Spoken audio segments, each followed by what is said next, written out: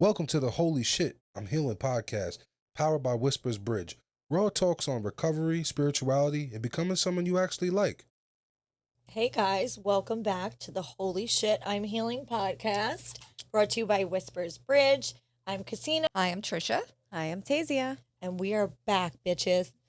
So for our series one, The Heart of Whispers Bridge, we've already done a few episodes. So this episode today is going to be what happens when we pause, why we don't, what pausing actually is, what it looks like, and what it's not. I'm super excited to get into that because I think that's a huge part of where we can begin finding peace. And it's really just pausing long enough to get it. So I wanted to jump right in and see what your guys' take was on as far as what is holding space for people. How do we start to pause and what does that look like?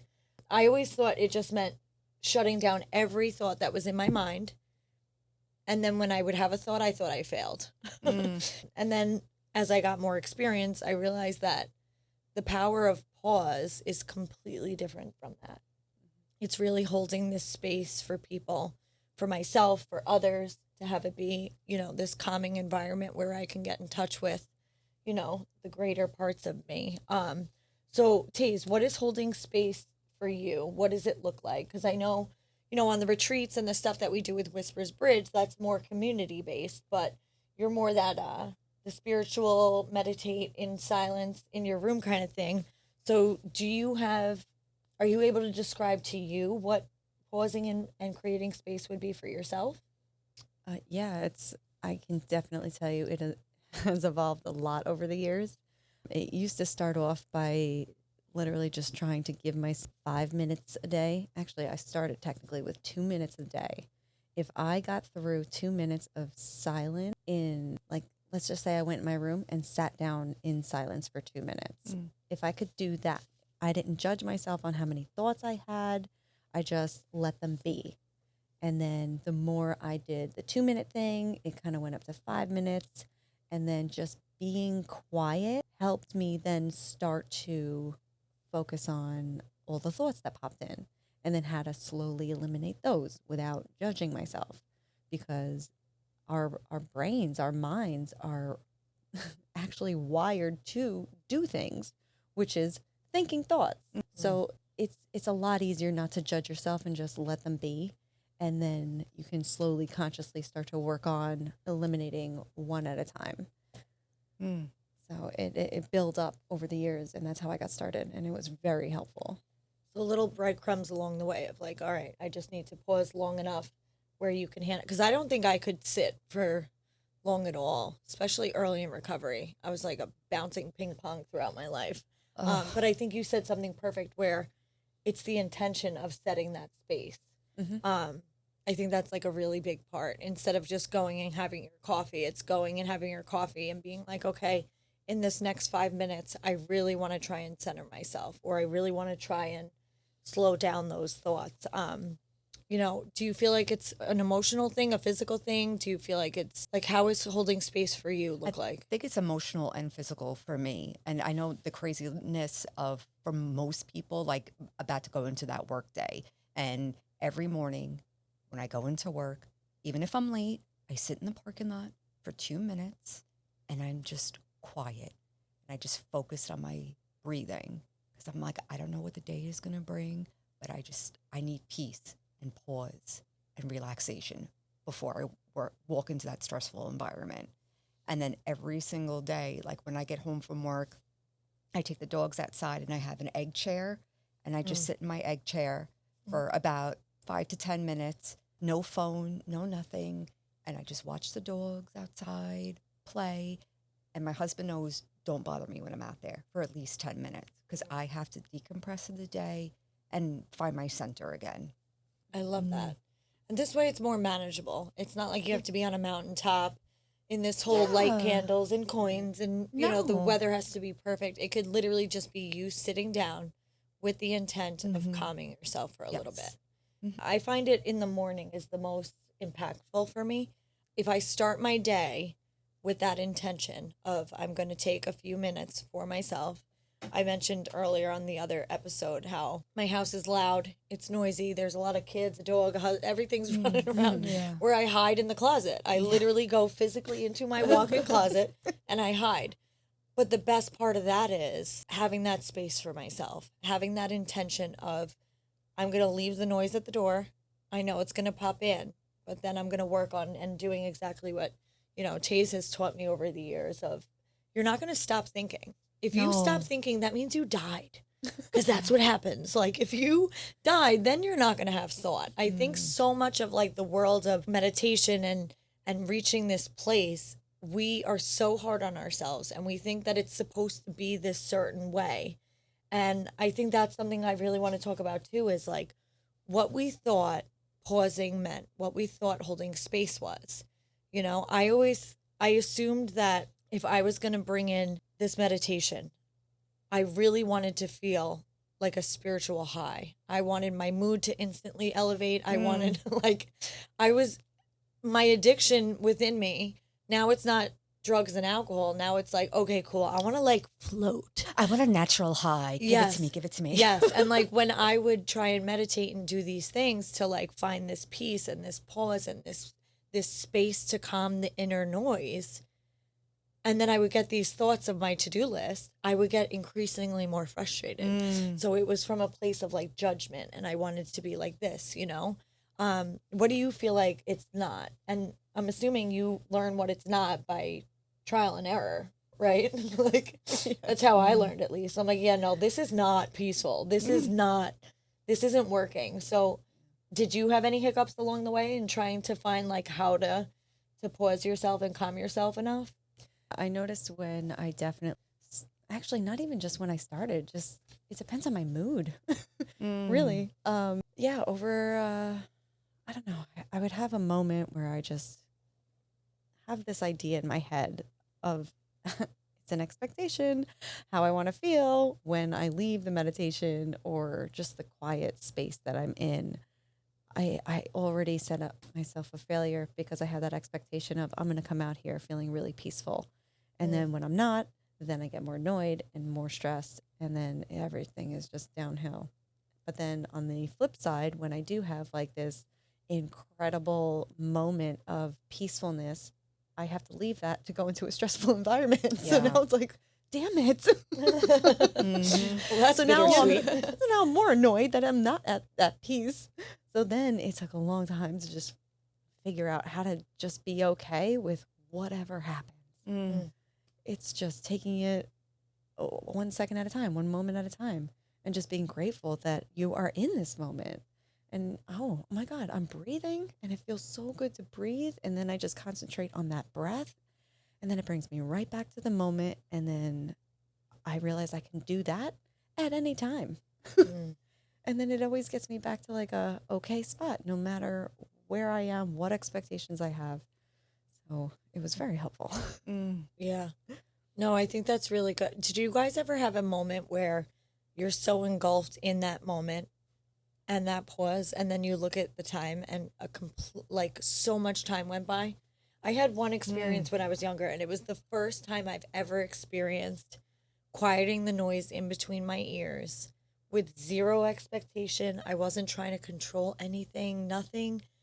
I was in probably maybe 3rd grade in religion class, and they did a guided meditation, and they had you walk, visualize walking through this thing, and then, a loved one gives you this gift, and it literally brought me through this entire thing. And like, I remember envisioning my grandfather who passed, and he gave me a rose, and it was just like the most peaceful moment. And the meditation was over. We opened our eyes, right? It was the whole little class. And I was like, oh my God, that was the best like 4 minutes of my life.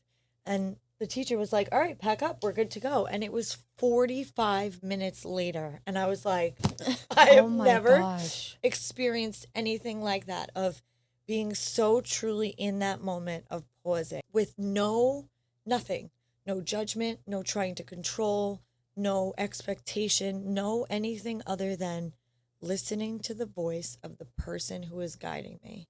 And I was able to find myself in a whole different like place, So that was like really, that was like time bendy. Like I felt like a Tasia vibe. I'm fascinated that you were even able to do that in third grade. Like, because I'm like, I didn't hear of like meditation or pausing or anything until I got into recovery at the age of 40. Oh, So for yeah. 40 years, it was like, you know, addiction, you know, how do you want to pause? You want to get high? You want to get drunk? You want to get this, you Right, know? yeah. So amazing. Right? So weird. Yes. And I don't even remember why it doesn't make sense.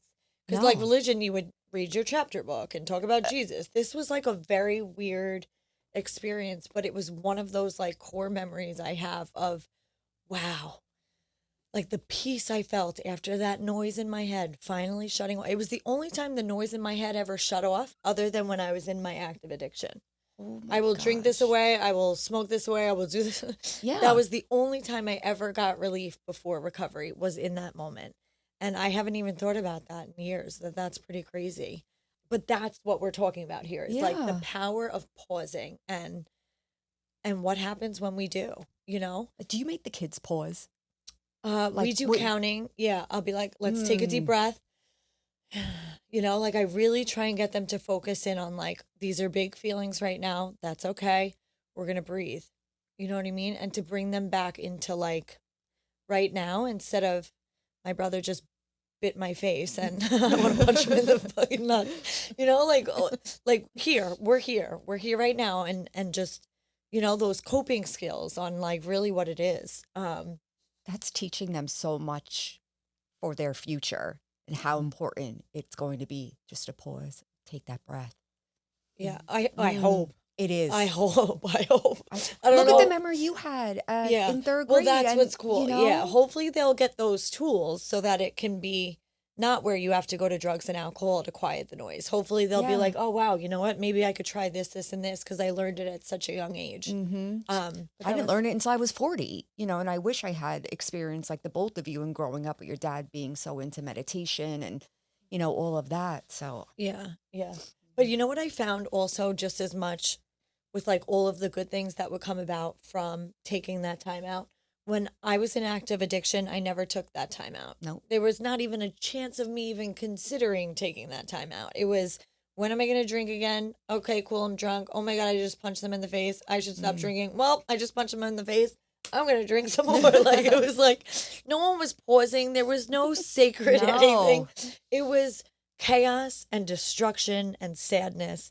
So coming into recovery, it was really hard for me to learn the pause and what happens. And thankfully, you know, having my sister and that background in meditation and stuff like that, it was definitely easier to start to practice and implement. But I really want to talk about next the things that stop us from doing that. Mm-hmm. Because even in recovery, that's a really big hill for me to climb sometimes.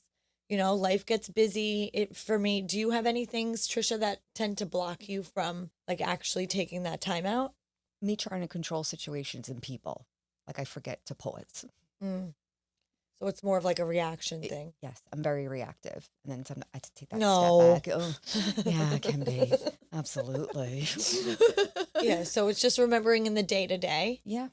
Yeah. Instead of just responding. What about you? Do you have things that like take you away from being able to have that time for yourself? Yeah, not actually. This is when I call you guys.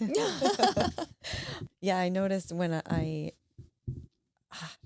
when I don't stop and have that space for myself is when I realize that I'm spiraling down very quickly, getting overwhelmed more and more and stressed out to the point where I almost can't see straight. It feels like I'm drowning with like my eyes open. It's a very scary, emotionally, emotionally traumatic experience, and it happens like every time I don't stop. Don't stop to create that space. Right. It's almost like you go on overload and then like totally tip. Yeah, yeah. So do you find yourself regularly taking that space? I do, yeah. Yeah. And I feel like she's the best at it out of us. Absolutely. well, I've been doing it for several years. Yeah. Well, yeah, she's a pro. Mindfully. She's a pro. But I've also realized that not only randomly throughout the day will I do it, I'll do it whenever I start to feel emotionally overwhelmed. And then specifically at night before I go to bed, I don't care what's happening. I will take my moment to do a little bit of art, to shut everything off. I don't care how important it is.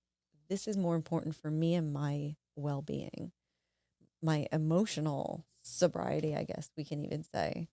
Right. Yeah. Which is huge. Yeah. Huge. I don't care. Like that is my time to do me, and nothing's going to stop it unless it's me. See, I think a big thing for me is distraction. That's probably distraction and fear are my two. Like, I was never capable of stopping, because if I stopped, it meant that I was left with myself and my thoughts. And that was not well before recovery. You saw how I lived my life. I was never home. I would work 3 jobs. Like, I mean, I was constantly going and doing and being, and I was so scared to pause because of what I would feel internally, and then I used a lot of distractions. I don't need to do this. I don't need to do that. I'm good. Look at, all the things I'm doing. I'm okay then. When in reality, internally, I was like imploding, But I think it is important. So once I did get into recovery, it's so nice to sit with myself now.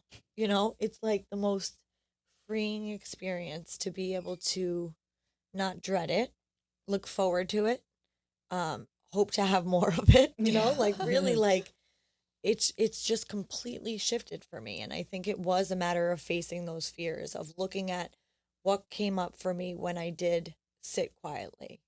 What is the stuff that would keep me up at night that I would just keep replaying or doing?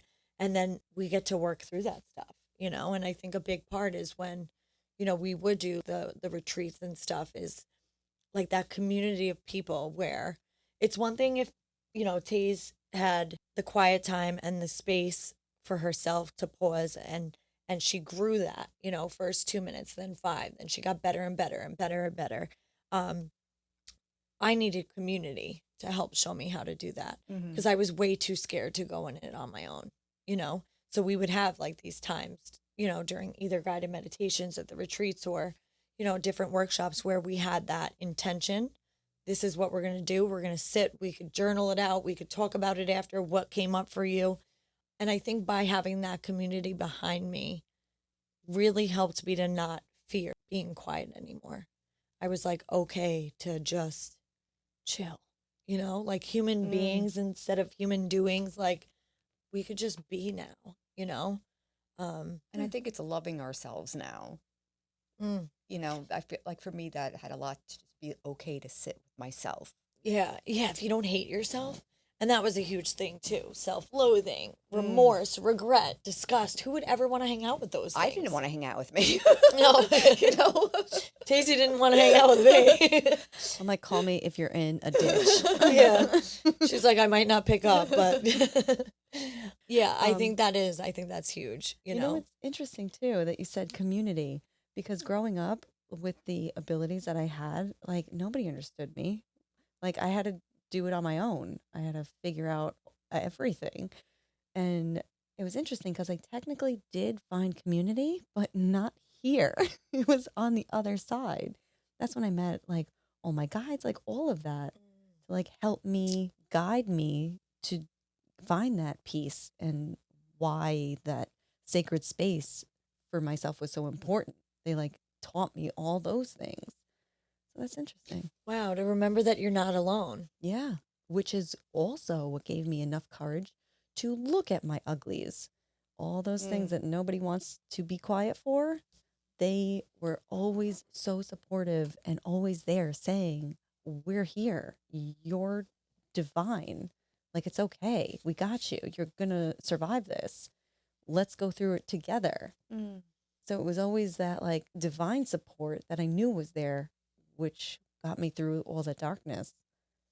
Wow, it's almost like reversed. It really is. That's so wild now that I Wow. actually think about that. Huh. Because I needed physical, which is always what it's been. Yep.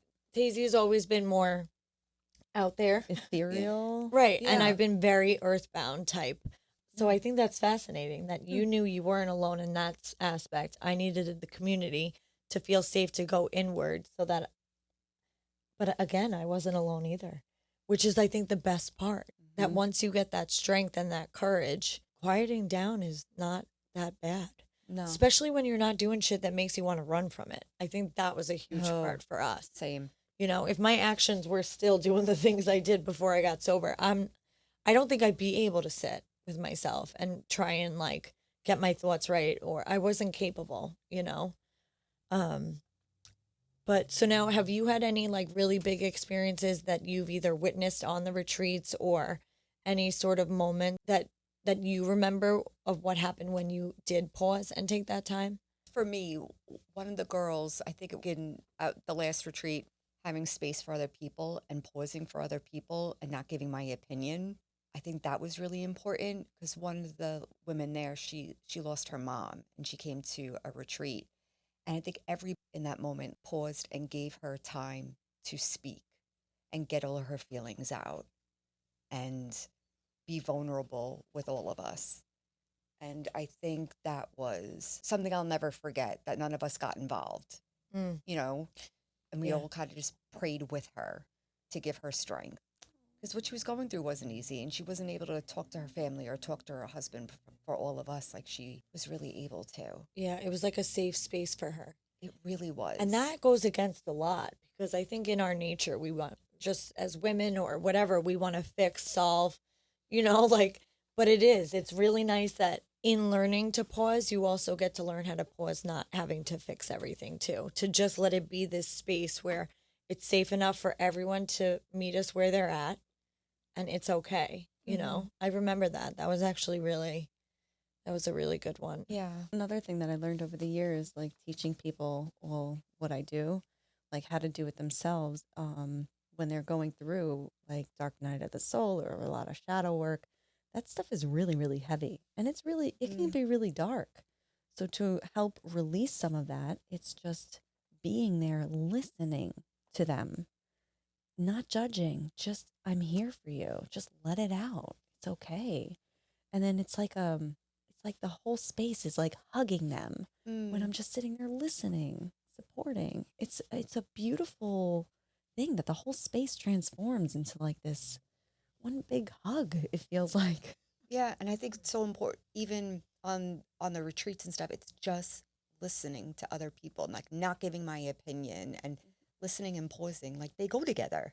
Yeah. For me, they do, and it's so important. The things I've learned in recovery, damn, everybody should know this. So I love Right. that you do it with the kids. You know, I think it's so important Yeah. for people at a young age to start to learn this. Yeah, I think I've had my biggest like aha moments when I was calm enough to hear, which like inspired even the name of like Whispers Bridge. Yeah. In order for us to feel and know and get that guidance, it's not loud. It doesn't scream. It doesn't demand you listen. It literally is like a whisper. And the only times where I really feel like I can become spiritually fit is when I take that time for myself first in the morning to quiet the noise, to set the intention for the day. And the amount of things that have come to me because of that. You know, when I first got sober, I would always say, if I was spiritually fit, okay, everything can go wrong. You could stab me in the leg with a fork and I'd be like, bless you. Right? And then I wouldn't do my morning routine. I wouldn't pray or meditate. I would do nothing for my recovery. And you could just look at me sideways and I want to stab you in the face with it. You know, like I get the removal of self when I pause and ask for that, so that I'm not so consumed with work issues or bills or relationships or all these. I get to be in that place where Tazia talked about before, of just letting things be, you know? So I think that's really cool. And then also I want to talk about the different ways that we can make space for people. So not everybody is go in the closet and be quiet type. Some people, it's movement, right? It's having that intention, that yoga, or maybe it is the stillness and the quiet, or maybe it's creativity. Like you mentioned, doing art. Like I love, if I get into like the creative zone of creating things, that's where I'm like the happiest, you know? And even like connection, like what we talked about, you know, being with like-minded people who support you. Do you have a certain way that that hits home for you the most as far as what fills you up with the most amount of peace when you pause? Like, what works for you the most? The most is having no judgments, expectations, and just going into my quiet space and just letting my guides, the universe, like just show me signs, tell me fun things. Let's screw it. Let's astral travel across the universe. Like, who knows what's going to happen? Like, it gets weird and it is so much fun.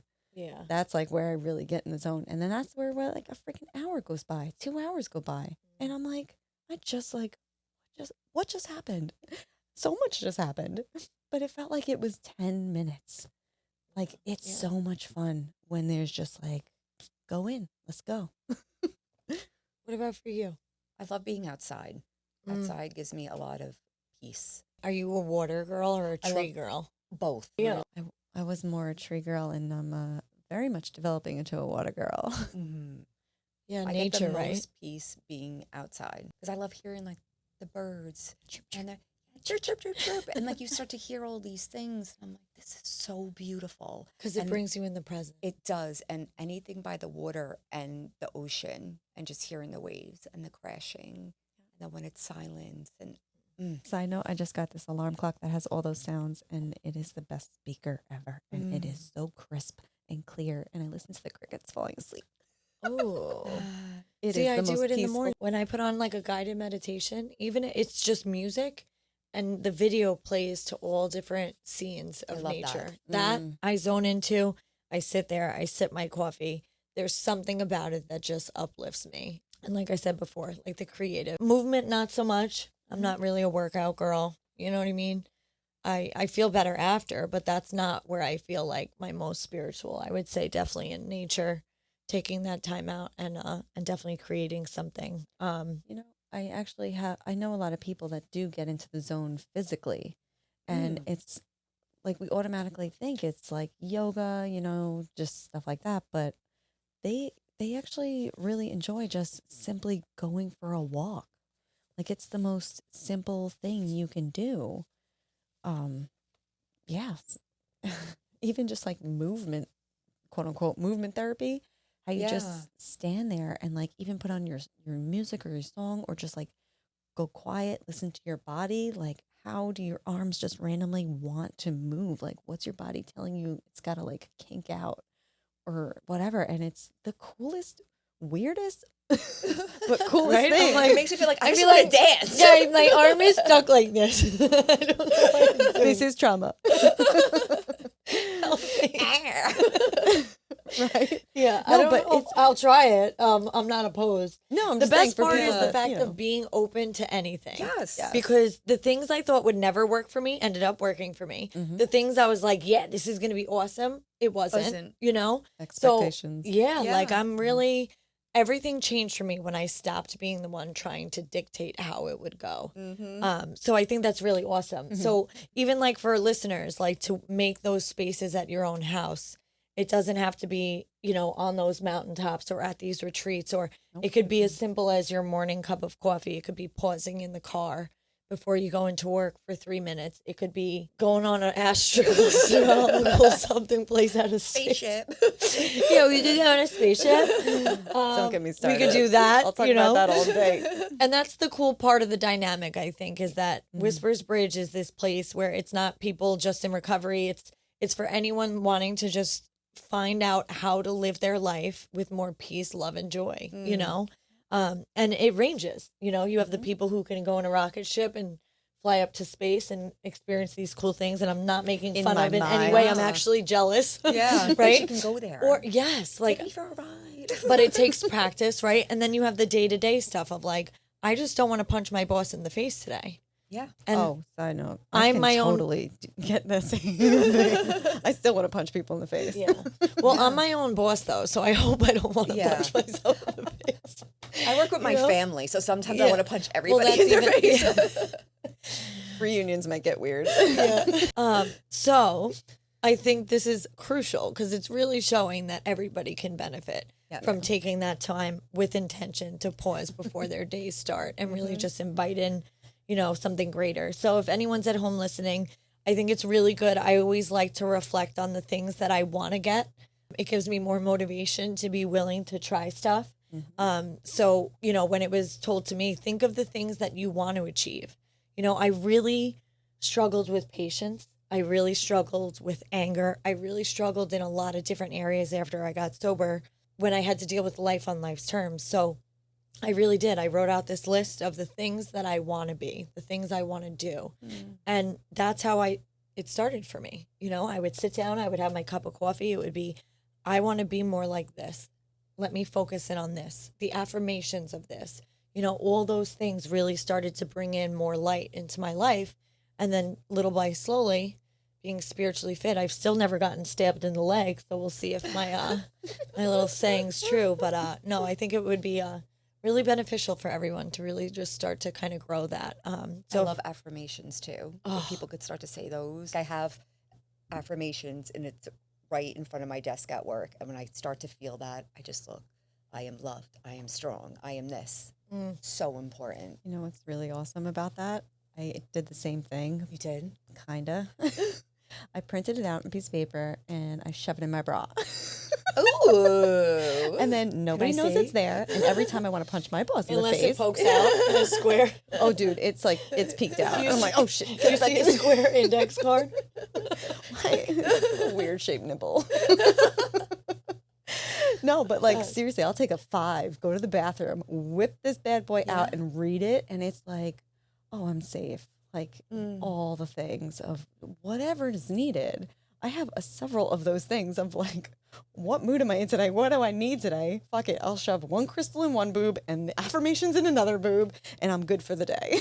I love that it's on you. I should Yes. I don't know if I would put it in my bra, like maybe in my pocket, but I would always keep the acceptance prayer on me and like for like 2 years of recovery. And when I was overwhelmed or whatever, I had it laminated and I would just read it over and over again. Yeah, they And that help. caused me to just Well, that plays back into what she was saying before, how you could have this great meditation or this moment or this pause, but how do you bring that into the rest of your day?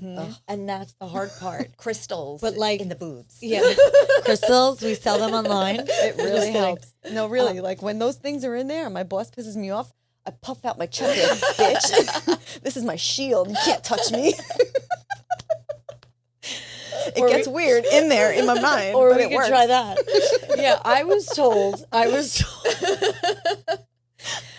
told in the areas of your environment where you're really triggered, like mine would be bath time with my kids at the end of the day. And I mean, we're talking a long day, up at 5. It's now 7 o'clock at night.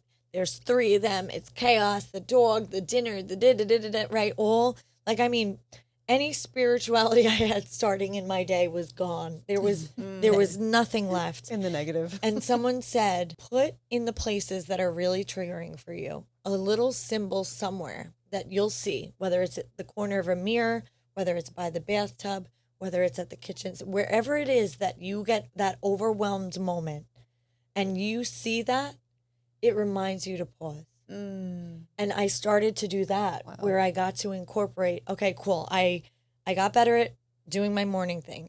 All right, I'm good. Okay, I have my intention. Okay, cool. And then someone throws a toy at my face, slips down the thing, poops on the floor. I mean, total life, right? How do I show up and be that calm force for my kids instead of being reactive and yelling at them for just being kids? And it was practice, and it took those daily reminders of seeing that heart in the corner by the shampoo for me to be like, oh, okay. And you get to pause and you get to start to practice all those things that we learn, but into our day-to-days, which I think is so cool. That's such a great So, idea. yeah. Listeners, get something. Anything. Anything. A little sticker. Just a reminder. Yes, just a reminder. Cute. I Yep. love You know, this. I definitely helped a lot. And then it's a new habit. Now it's, okay, I gear up for bath time. I'm probably going to get wet. Someone's probably going to fall. Someone's probably going to cry. Someone's going to poop in the tub. You know, hopefully not. That's That's not a rubber duck. Get it out of your mouth. Yeah, see, a lot of patience and tolerance and love and acceptance and all these things.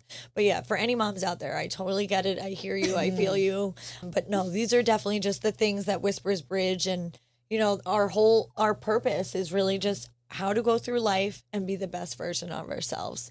So I'm so glad we got to talk on this episode of, you know, the power of the pause and holding space for yourself and others. So we could just get through this life one day at a time. Absolutely. You know, One moment So- at a time. Yeah. we hope you guys will meet with us next week. That one's going to be super fun. It's hearing the whispers within. And there are so many fun things I can't wait to talk about with everybody next week. So yeah, stay tuned and we'll see you next time. Bye, everybody. Bye.